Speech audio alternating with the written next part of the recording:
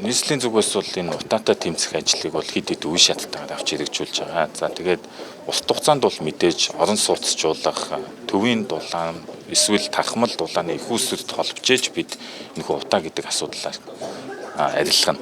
Гэхдээ дунд болон богино хугацаанд бол бид янз бүрийн шийдлүүдийг бас хийж хэрэгжүүлж байна. Зүгээс сууж болохгүй. За тухайлбал одоо энэ жил гэхэд 5,000 айлыг айл гэрийн дулаалаад тухайн айл өрхөдтэй хамтарч дулаалах нөгөө талдаа бас түүнийг нүүрсний янданг буулгаж газанхийн халаагууд руу шилжүүлэх гэх мэтчлэн иймэрхүү арга хэмжээнүүдийг авч хэрэгжүүлж байгаа. Тэгээд эдгээр ажил маань хэрвээ энэ жил амжилттай болох юм бол эх жил цар хэмжээг нь улам өсгөөд 50,000 айлын хэмжээнд түвшинд. Тэгэхээр нэг ойрын 2-3 жилд бол энэ утаа гэдэг зүйлийг бид арилгаж чадна гэсэн итгэлтэй байна.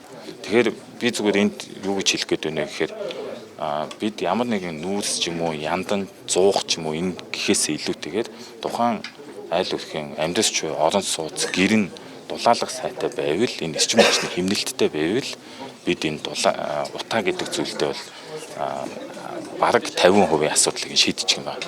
За энэ жил бол юу яасан байгаа та бүхэн бас мэдж байгаа. Энэ хагас коксон гэсэн нүүрс рүү нийслэлийн зүгээс бодлого гаргаж шилжиж байгаа. Тэгээд энэ дээр бас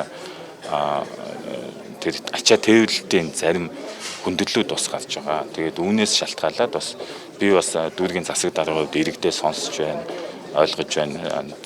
Зарим нүүрс олдохгүй байгаа гэсэн асуудлууд гарч байгаа. Гэхдээ үүнийг нийслэлийн зүгээс агаар орчны бүхэлдээ газар 5-7 төлшийн зүгээс бас бүх талаараа ажиллаж байгаа. Тэгээ бид бол нийслэлтэй хамтраад за иргэдийн энэхүү асуудлыг шийдэх талаар ажиллаж байна. Тун удахгүй энэ ачаа тээвэрлэлт асуудал гацаа нарилахаар энэ нүүрсний олдоц хомс гэсэн зүйл маань байхгүй болно гэж бодож байна.